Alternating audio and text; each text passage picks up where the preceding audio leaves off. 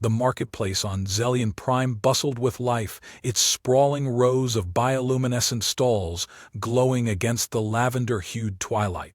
Traders of all species bartered, their languages blending into a symphony of clicks, hums, and guttural tones. At the heart of this chaos stood the prestigious Galactic Menagerie Exchange, where trainers from across the cosmos came to showcase their unique, often outlandish pets. Vriskel, a Lurvanian trainer with a reputation for producing champions, leaned casually against a polished coral pillar near his display booth. His broad, green-skinned frame shimmered faintly under the biolights, and his four gleaming eyes narrowed as he surveyed the crowd. His booth boasted a prized collection of meticulously trained creatures: a snarling Pyrexian flumhound, an eerily graceful Telvokian skyfish, and his personal favorite, a hulking, semi-intelligent mantok beast with razor-sharp tusks. But Vriskel wasn't smiling at his own wares. His mirth was directed at the peculiar sight across the plaza. Standing there, amidst a gaggle of curious onlookers, was a human man, tall, broad-shouldered, with a mop of unkempt brown hair and a mischievous grin. Next to him sat his so-called pet, a creature Vriskel initially mistook for a hairless ground dweller from some backwater moon. The human called the creature Rufus, and it was, as far as Vriskel could tell, utterly unremarkable. The squat, four-legged being had floppy ears, dull eyes, and a lazy demeanor that screamed mediocrity. "That's a Terran canine," scoffed Vriskel, his voice carrying an edge of incredulity. "Why would anyone bring such a mundane creature to a place like this?" The human, whose name was Jackson Connors, seemed utterly unbothered by the ridicule. He patted Rufus on the head, eliciting a contented wag of the canine's tail. "It's not about looks," Jackson replied, his tone calm but tinged with a playful challenge. "It's about capability."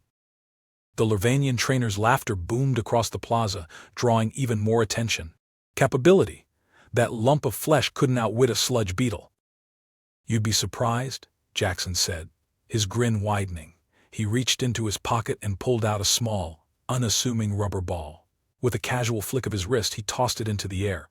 Rufus sprang to life. The canine launched itself upward with surprising agility, snatched the ball mid-flight, and landed gracefully, his tail wagging furiously. The crowd clapped politely, though many seemed unimpressed. Tricks like that were parlor antics, nothing more. But Jackson remained undeterred. "Tell you what," Jackson said, his voice carrying a note of challenge. "Let's make this interesting. I'll enter Rufus into the menagerie trials. If he places higher than your best pet, you owe me a drink. If he doesn't, I'll buy you the finest Zeltran ale this side of the galaxy." Vriskel's laughter grew louder, but there was a glint of curiosity in his lower set of eyes. The menagerie trials were not just a display of beauty or tricks, they were grueling tests of intelligence, physical prowess, and teamwork between trainers and their creatures. "You've got yourself a deal, human," Vriskel said, extending a massive clawed hand. Jackson shook it firmly, ignoring the slight crunching sound his fingers made under the alien's grip. The menagerie trials began the next morning in a sprawling arena surrounded by crystalline stands filled with spectators from across the galaxy. The first challenge, aptly named the Gauntlet, was a treacherous obstacle course filled with shifting platforms, plasma traps, and a few strategically placed holographic predators meant to test the nerves of even the most stoic creatures. Vriskel's mantok beast was the first to take the stage. The hulking creature barreled through the course with brute force, smashing through obstacles and leaping over gaps with surprising agility. The crowd roared its approval as it crossed the finish line, its tusks gleaming triumphantly in the sunlight. Jackson and Rufus were up next. As the human and his unassuming canine stepped into the arena, a ripple of laughter spread through the crowd. Even the announcer, a Slarvian with a voice like grinding gravel, struggled to maintain his composure. "And next," the announcer boomed, "we have Jackson Connors and his, Terran canine, Rufus." Jackson knelt beside Rufus, whispering something inaudible into the dog's floppy ear. Rufus tilted his head, then barked once in what seemed like acknowledgement. The starting buzzer sounded. To everyone's astonishment, Rufus didn't charge ahead blindly. Instead, he trotted forward at a measured pace, his nose twitching as he sniffed the air. When a plasma trap activated ahead of him, the canine stopped, waited for the deadly beam to subside, and then continued. When a holographic predator leaped out of nowhere, Rufus let out a ferocious bark that startled the program into glitching momentarily. By the time Rufus reached the halfway point, the laughter had turned into stunned silence. The little dog navigated the course with an uncanny combination of instinct and intelligence, even stopping to help Jackson climb over a particularly high wall by bracing himself against the base. When they crossed the finish line, the crowd erupted into cheers. Driscoll, watching from the sidelines, scowled. "Beginner's luck," he muttered, though there was a note of unease in his voice. The second challenge, the puzzle vault, was designed to test problem-solving skills. Creatures were placed in a chamber filled with intricate mechanisms and had to manipulate the environment to retrieve a hidden key. Trainers were allowed to guide their pets but could not physically intervene. Driscoll's skyfish performed admirably, using its prehensile tail and keen eyesight to navigate the vault's challenges. It retrieved the key in just under 5 minutes, a time that earned scattered applause. Jackson and Rufus entered the vault next. The canine approached the first mechanism, a series of levers, and sniffed each one carefully before pressing down on the correct lever with his paw. Jackson's voice echoed in the chamber, providing calm, steady encouragement. "That's it, buddy. One step at a time." Rufus moved methodically, solving each puzzle with a combination of trial and error, and what seemed like genuine reasoning. At one point, when faced with a particularly tricky mechanism involving weighted pressure plates, Rufus retrieved a discarded tool from the floor and used it to depress multiple plates simultaneously. The crowd watched in awe as the key dropped into Jackson's hand with 30 seconds to spare. The final trial, the Nexus battle, was a simulated combat scenario. Pets had to work with their trainers to disable a series of robotic adversaries while protecting a designated objective. Driscoll's Mantok beast dominated the battlefield, tearing through robots with raw power. But it was reckless, often straying too far from the objective and leaving it vulnerable.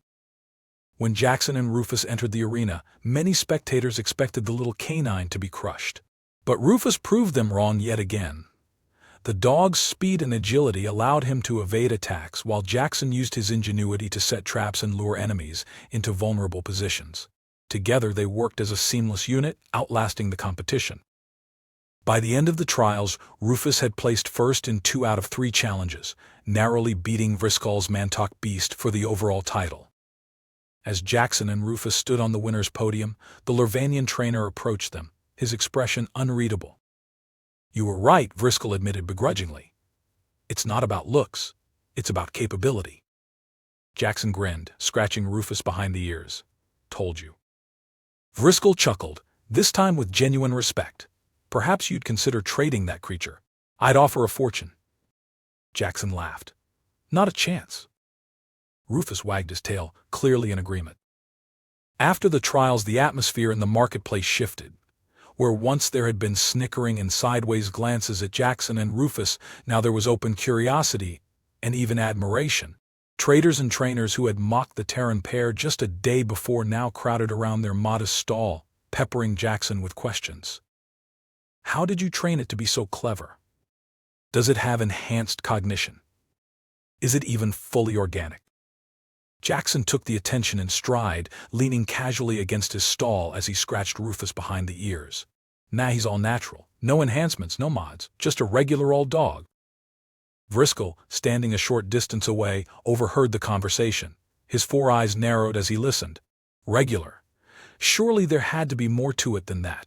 No creature could outperform his Mantok beast without some kind of advantage. He approached the stall with purpose. "This can't be just natural." Driscoll crossed his arms, his massive frame casting a shadow over Jackson. "I demand to know your methods, human." Jackson grinned, completely unfazed by the towering alien. "It's pretty simple, really. You see, Rufus here isn't just my pet, he's my partner. Everything we do together. He trusts me, and I trust him. That's the trick." Driscoll's mandibles twitched in frustration. "Trust? That's your explanation? Ridiculous. Training creatures is about dominance and control, not companionship." Rufus, as if sensing the tension, let out a low, disapproving woof. Jackson laughed and gave the dog a reassuring pat. "Maybe that works for you, big guy, but humans and dogs go way back. We've been teaming up for thousands of years. It's a bond you can't just replicate with brute force."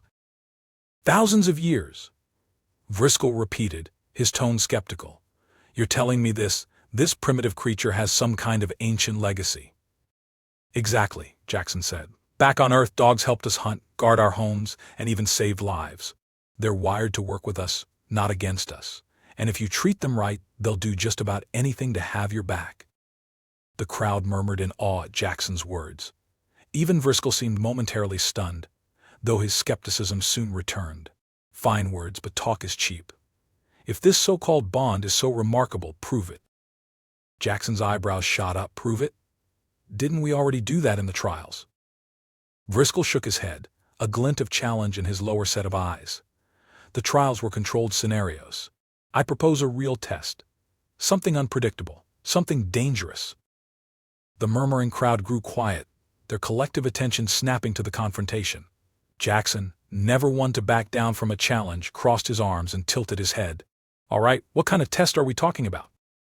Driscoll gestured toward a distant part of the marketplace, where a shimmering energy field marked the entrance to the wild zone, a vast expanse of untamed wilderness teeming with alien fauna. The wild zone is home to some of the most dangerous creatures on Zelian Prime. We'll each take one pet inside and retrieve a rare bioluminescent crystal from the Cavern of Shifting Shadows. First one back wins. The crowd gasped. The wild zone wasn't just dangerous, it was notoriously unpredictable. Many who entered never returned. Jackson glanced at Rufus, who seemed entirely unperturbed by the prospect. All right, Jackson said, his voice steady. You're on. But if I win, you admit that dogs are more than just primitive creatures. Deal? Driscoll smirked. And if you lose, I get the dog. The crowd fell silent. Even Rufus looked up at Jackson with wide, questioning eyes. Jackson knelt down, placing a hand on the dog's head. What do you think, buddy? Up for one more adventure? Rufus let out a confident bark, his tail wagging furiously. That's a yes, Jackson said, standing up. He extended a hand toward Driscoll. Deal. The crowd erupted into cheers as the two trainers shook hands, sealing the challenge. Within minutes they were escorted to the edge of the wild zone, where a pair of holographic guides outlined the rules: no outside interference, no additional equipment, and no turning back once inside. The crystal, they explained, emitted a faint hum that could be detected by most creatures' enhanced senses. As they stepped through the shimmering energy field, the marketplace noise faded, replaced by the eerie quiet of the wild zone. The air was thick with humidity, and the ground beneath their feet squelched with each step. Alien flora glowed faintly in the dim light, and strange, otherworldly calls echoed in the distance. Driscoll's mantalk beast sniffed the air, its massive tusks gleaming. It let out a low growl, ready to charge forward. Jackson knelt beside Rufus, who was already sniffing the ground, his nose twitching with determination. All right, boy, let's do this. The race was on. Driscoll and his mantalk beast took an aggressive approach, crashing through the underbrush with brute force. Jackson and Rufus, on the other hand, moved with caution. Rufus led the way, his keen senses guiding them around hidden dangers. At one point, a massive insectoid predator burst out of the trees, its mandibles snapping. Rufus barked furiously, distracting the creature just long enough for Jackson to hurl a rock, hitting a sensitive spot on its exoskeleton. The creature hissed and retreated, allowing them to continue. Hours passed as the two trainers navigated the treacherous terrain. Driscoll's path was marked by destruction-trampled vegetation and the remains of smaller creatures that had dared to cross his mantalk beast's path. Jackson's route, by contrast, was almost invisible, thanks to Rufus's stealthy movements and sharp instincts. When they finally reached the Cavern of Shifting Shadows, Driscoll was already inside, his mantalk beast snarling as it searched for the crystal. Jackson and Rufus slipped in quietly, the dog's nose twitching as he caught the faint hum of the prize. The cavern lived up to its name. Shadows danced across the walls, creating disorienting illusions. Driscoll shouted in frustration as his beast chased after phantom lights. Rufus, however, stayed focused. He weaved through the illusions, his sharp senses unerringly guiding him to a small crevice where the crystal lay nestled. With a triumphant bark, he grabbed the glowing object in his jaws and raced back to Jackson. "Good boy," Jackson whispered, taking the crystal. Together they retraced their steps and exited the cavern, leaving Driscoll still fumbling in the shadows. The return journey was no less perilous, but Rufus's agility and intelligence once again proved invaluable. When they finally emerged from the wild zone, the crowd erupted into cheers. Jackson held the crystal aloft, a triumphant grin on his face. Vriskel emerged minutes later, his Mantok beast looking battered and exhausted. The Lurvanian trainer glared at Jackson but couldn't deny the outcome. "A deal's a deal," Vriskel said grudgingly. "I underestimated you and your creature." Jackson crouched beside Rufus, who was basking in the crowd's adoration. "He's not just a creature. He's a partner, and he's one of a kind." Vriskel extended a hand, this time without the mockery or skepticism that had marked their first encounter. "You've earned my respect, Jackson Connors. Perhaps there's more to these Terran cannons than I thought." Jackson shook his hand with a grin. "Glad you're finally catching on." As the crowd dispersed, Rufus leaned against Jackson, his tail wagging. The little dog had done more than win a contest. He'd shown an entire galaxy what true partnership looked like.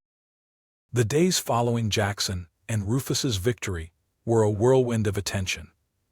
Traders and trainers from every corner of Zelion Prime flocked to their humble stall, eager to learn more about the strange partnership between the human and his dog. Offers poured in for Rufus credits, rare artifacts, even other exotic creatures, but Jackson turned them all down with a polite smile. "This guy isn't for sale," he'd say, ruffling Rufus's ears. "Besides, you wouldn't know what to do with him." Vriskel, despite his earlier defeat, found himself lingering near Jackson's stall more often than he cared to admit. At first, he told himself it was merely curiosity and effort to analyze what he had missed. But as he watched Jackson interact with Rufus, a grudging admiration began to grow. The dog wasn't just well-trained, he was utterly loyal, responding to Jackson with an intelligence and warmth that no creature Vriskel had ever trained could match. One afternoon, as the marketplace settled into its usual rhythm, Vriskel approached Jackson with a more serious proposition. "Jackson," Vriskel began, his voice unusually measured, "I've been thinking." Oh, Jackson quipped, leaning back in his chair. Rufus sprawled lazily at his feet, cracked one eye open, and gave a half-hearted wag of his tail. Vriskel ignored the jab. "Your Terran canine Rufus. He is remarkable. And while I admit I underestimated both of you, I can't shake the feeling that there's something more to his abilities. Perhaps something even you aren't aware of."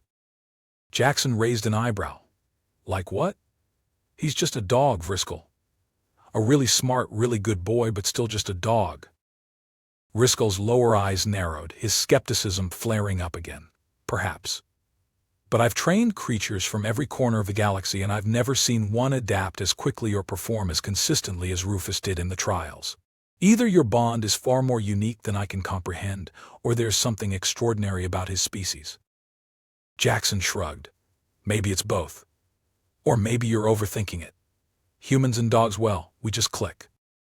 Vriskel wasn't satisfied with the answer, but before he could press further, a commotion erupted at the far end of the marketplace.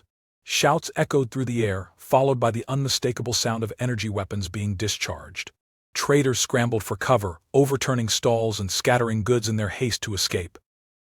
Jackson was on his feet in an instant, his instincts honed from years of off-world travel. Rufus stood beside him, his ears pricked and his body tense. "What's going on?" Jackson asked a nearby vendor who was frantically packing up her wares. "Raiders," she hissed. "A band of Zorkan marauders, they breached the city shields." Vriskel cursed under his breath. The Zorkans were notorious throughout the galaxy for their ruthless raids. They didn't just take valuables, they took captives, enslaving them or ransoming them back to their families for exorbitant sums. As the chaos spread, Jackson glanced down at Rufus. The dog was watching him intently, his tail stiff and his muscles coiled like a spring. Jackson knelt, resting a hand on Rufus's back. "All right, buddy," he said softly. "Time to show these guys what you're made of." Vriskel gawked at him. "Are you insane? Those raiders are armed to the teeth." Jackson flashed a lopsided grin. "So was your Mantok beast, and look how that turned out." Before Vriskel could protest further, Jackson and Rufus disappeared into the fray. The Zorkan marauders had set up a makeshift command post near the central fountain, their leader barking orders as his crew rounded up captives. The raiders were tall, armored figures with jagged horns and glowing yellow eyes, their presence as menacing as their reputation. Jackson crouched behind an overturned cart, surveying the scene. "All right, Rufus. We've got to take out their leader. If we can cut the head off the snake, the rest will scatter." Rufus responded with a low growl, his eyes fixed on the raider leader. Jackson pulled a small, improvised device from his pocket, a sonic disruptor he had cobbled together during his travels. It wasn't much, but it would buy them a few seconds of confusion. "Go low, I'll go high," Jackson whispered. Rufus barked once in acknowledgement, and they moved as one. As Jackson activated the disruptor, a piercing sound filled the air, causing the raiders to clutch their ears and stagger. Rufus darted forward, his small size and speed making him almost invisible in the chaos. He weaved between the raiders, dodging their grasping hands and snapping at their heels to throw them off balance. By the time the disruptor's effects wore off, Rufus had reached the leader. With a ferocious bark, he lunged, sinking his teeth into the raider's armored leg. The leader howled in pain, swinging a heavy clawed hand at Rufus, but the dog was too quick. He darted out of reach, circling back to nip at the raider's other leg. Jackson used the distraction to his advantage, leaping onto a nearby platform and tackling the raider leader from above. The two men grappled briefly before Jackson managed to wrestle the leader's weapon away and toss it into the fountain. The sight of their leader being overpowered and by a human, no less, was too much for the other raiders. They faltered, their confidence shattered. Within minutes, the local security forces, emboldened by the disruption, launched a counterattack and drove the raiders from the marketplace. When the dust settled, Jackson stood in the center of the plaza, breathing heavily. Rufus trotted up to him, his tail wagging and his tongue lolling out of his mouth as if the entire ordeal had been a game. "Good boy," Jackson said, dropping to one knee to hug the dog. "You did great, buddy." Driscoll approached them, his expression a mixture of disbelief and awe. "I can't believe it. You and that dog, you took down an entire raiding party." Jackson smirked. "Told you he's more than just a pet." The crowd, which had been watching in stunned silence, erupted into cheers. Traders and trainers alike surged forward, clapping Jackson on the back and showering Rufus with praise. Even Driscoll, despite his bruised pride, joined in. From that day on, Jackson and Rufus became legends on Zelian Prime. Their story spread across the galaxy, a testament to the power of trust, loyalty, and the unique bond between a man and his dog. And while Jackson never stopped teasing Driscoll about their first encounter, the Lurvanian trainer eventually came to see Rufus not as a rival, but as an inspiration. After all, if a simple Terran canine could achieve so much, what else might be possible with a little trust and a lot of heart? Months after the dramatic showdown with the Zorkan marauders, Jackson and Rufus were still the talk of the galaxy. Their story had spread far and wide, with each retelling embellishing Rufus's heroics until he was practically a mythical creature. Some claimed he had outsmarted the raiders' entire fleet, while others insisted he could sense danger from miles away. Jackson found the tales amusing, but he didn't bother to correct them. Rufus, on the other hand, seemed to enjoy the attention, wagging his tail proudly whenever someone recognized him. Despite their newfound fame, life had returned to a semblance of normalcy. Jackson and Rufus remained at the Galactic Menagerie Exchange, where their modest stall continued to draw curious visitors. Driscoll, now a regular presence in their lives, had softened considerably.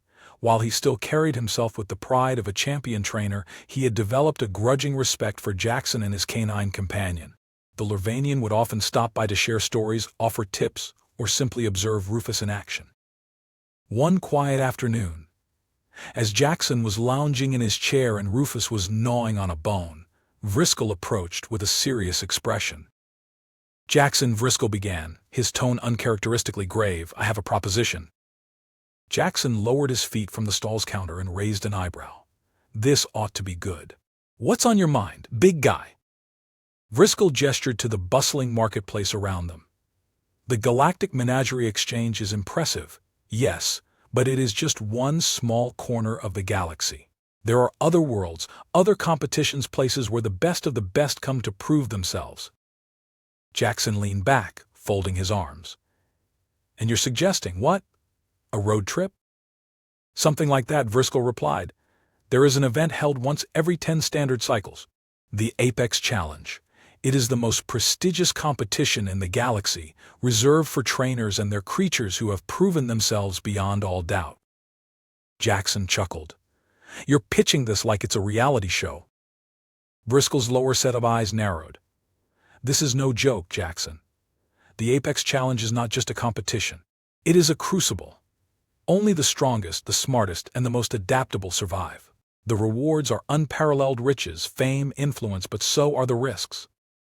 Jackson glanced at Rufus, who was now sitting upright, his ears perked. "What kind of risks are we talking about?" "The competition takes place on Kilidris 7, Briscoe explained. "The planet is uninhabited for a reason. Its environment is hostile storms that can tear apart entire fleets, predators that make Zorkan marauders look like house pets. The Apex Challenge doesn't just test the bond between trainer and creature, it pushes both to their absolute limits." Jackson considered this for a moment. On the one hand, it sounded like a dangerous gamble. On the other, it was exactly the kind of challenge he and Rufus thrived on. "What do you think, buddy?" Jackson asked, turning to Rufus. The dog tilted his head, then barked enthusiastically, his tail wagging like a propeller. Briscoe grunted. "I take that as a yes." The journey to Kilidris 7 was long and treacherous, involving multiple hyperspace jumps and a brief encounter with a swarm of ship-siphoning parasites that left Jackson's vessel limping to the nearest repair station. Briscoe, who had reluctantly agreed to accompany them as an advisor, spent much of the trip grumbling about the humans' tendency to improvise rather than plan. When they finally arrived, the planet loomed ahead of them, a swirling mass of storms and jagged continents surrounded by glowing rings of debris. The landing was rough, but Jackson managed to bring the ship down in one piece. As they stepped onto the planet's surface, the scale of the challenge became immediately apparent. The air was thick and humid, carrying the acrid scent of sulfur. The ground beneath their feet was uneven, a mix of sharp rocks and dense, spongy vegetation that seemed to pulse faintly. Strange sounds echoed in the distance, howls, screeches, and the occasional rumble of something massive moving through the jungle.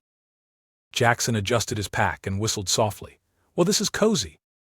Briscoe's mandibles clicked in irritation. "Focus, Jackson. The competition begins at the central outpost. If we are late, we are disqualified." They made their way to the outpost, a fortified structure surrounded by a high-energy barrier. Other trainers were already gathered there, their creatures ranging from sleek, bird-like predators to massive, multi-limbed behemoths that glowed faintly in the dim light. Jackson and Rufus stood out immediately, not because of their reputation, but because of how unassuming they appeared compared to the other competitors. As the competition commenced, it became clear that the Apex Challenge was unlike anything Jackson and Rufus had faced before. The first trial, a survival gauntlet, forced trainers and their creatures to navigate a series of deadly environments, from molten lava fields to freezing tundras, all while evading native predators. Briscoe had been right about the risks.